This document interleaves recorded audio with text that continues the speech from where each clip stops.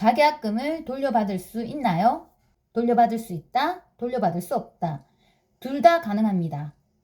가계약금을 돌려받을 수 있을까요? 없을까요?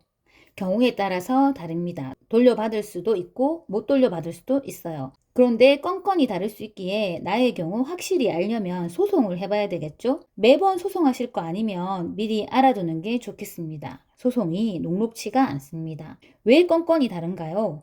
가계약금이라는 것이 법률 용어가 아닙니다. 법 어디에도 가계약이라는 용어는 없기에 각각의 상황에 따라 해석이 달라질 수도 있는 겁니다. 그래서 우리는 가계약을 하기 전에 미리 이미 나온 하급심과 판례를 통해서 알아둬야 되겠죠. 가계약이 정확히 뭐예요? 임시계약이라고 하죠. 본계약을 체결하기 전에 하는 임시계약이죠. 임시계약을 대체 왜 해요? 예를 들어서 아파트를 2명이 마음에 들어 하는 경우 가계약금을 넣어서 먼저 선점하기도 하고요. 매매 금액을 깎은 경우에도 매도인의 변심을 막고자 미리 넣기도 하고요. 매수인의 변심으로 매도인의 상황에 피해가 가게 될 경우에도 역시 가계약금을 입금하게 됩니다. 매매를 하다 보면 여러 가지 상황이 발생하거든요. 그 일련의 과정 속에서 가계약금을 입금함으로써 문제를 해결할 때도 있습니다. 예전 가계약금.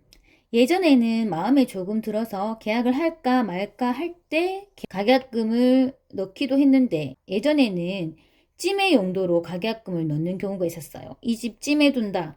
이런 경우로 가계약금을 넣고 계약을 하지 않게 되면 가계약금을 반환받는 식으로도 많이 거래를 했습니다. 그런데 이런 경우는 요즘은 드물다고 보시면 됩니다. 왜냐하면 가계약금에 대한 각종 분쟁이 이러한 경우에 많이 생기고 이제 사람들도 똑똑해졌고 공인중개사도 괜한 위험을 부담하려고 하지 않기 때문에 찜해 용도로 가계약금을 넣는 경우는 잘 없습니다. 요즘은 가계약금을 보낼 때 계약을 한다고 생각하고 확정하고 보내게 됩니다. 보통 유튜브나 인터넷에서 이런 경우의 분쟁을 많이 논하던데 요즘은 이런 경우가 잘 없어요. 그래서 요즘은 가계약금이라는 말보다 계약금의 일부라는 말을 더 많이 씁니다. 그래서 어떨 때 가계약금을 반환받을 수 있나요? 일단 반환받지 못하는 경우부터 말씀드릴게요. 가계약금을 반환받을 수 있는지의 여부는 계약의 성립 여부에 달려 있습니다. 계약이 성립하면 가계약금을 반환받지 못하고 계약이 성립하지 않으면 가계약금을 반환받을 수 있습니다. 계약의 성립에는 특정 조건이 있는데요. 매매 목적물과 매매 대금이 특정되어야 되고 잔금 또는 중도금 시기가 정해져야 하는 겁니다. 그럴 경우에는 계약이 성립한 걸로 본다고 합니다. 이건 제 내피셜이 아니고 판례에 나오는 부분입니다.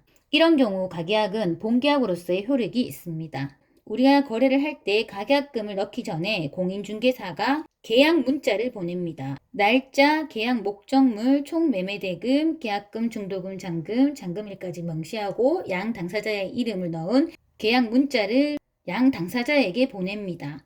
그리고 동의한다는 답글을 받고 가계약금을 입금하게 합니다. 이렇게 진행되면은 이것은 계약에 준한다고 보시면 됩니다. 그래서 이런 경우에는 매수인이 변심할 경우 가계약금을 반환받을 수 없고 매도인이 변심할 경우 배액 배상을 해야 합니다. 매도인의 배액 배상 금액은 얼마죠? 예를 들어 가계약금이 500만 원이고 실제 매매 대금의 10%인 계약금이 3천만 원일 경우 이 경우 매수인은 3천만 원을 지급해야 해지할 수 있고 매도인은 6천으로 배액 배상해야 계약이 해제되는 거죠.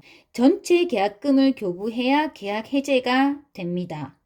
그런데 내가 계약 해제를 하는 당사자가 될 수도 있고 계약 해제를 당하는 입장이 될 수도 있습니다. 내가 계약 해제를 하는 사람이라면 너무 출혈이 심하게 되겠죠? 그래서 계약 문자에 이런 문구를 추가해야 됩니다. 가계약금으로 받은 금액만큼을 해약금으로 한다는 문구입니다. 매수인은 가계약금을 포기하고 매도인은 받은 가계약금의 배액을 배상함으로써 계약을 해지할 수 있다. 이런 문구를 써놓는 거죠. 그러면 주고받은 금액을 포기하거나 그 금액의 배액 배상을 함으로써 계약을 해지할 수가 있는 것입니다. 이 두 가지 모두 계약 약식 문자에 매매 목적물을 명시하고 매매대금, 계약금, 중도금, 잔금과 잔금 시기를 명시해야 해당되는 경우입니다. 이런 경우에는 계약이 성립됐다고 보고 계약에 준한다고 보게 됩니다. 그럼 가계약금을 반환받을 수 있는 경우는 어떤 경우인가요? 만약에 가계약금을 넣기 전이나 넣고 난 뒤에 아무 문자도 주고받지 않았다면 그럼 일방 아무나 취소하면 준 금액은 돌려받고 받은 금액만큼 돌려주고 끝이 납니다. 이런 경우는 계약이 성립하지 않았다고 보는 것입니다. 그래서 그냥 없던 일로 하면 됩니다.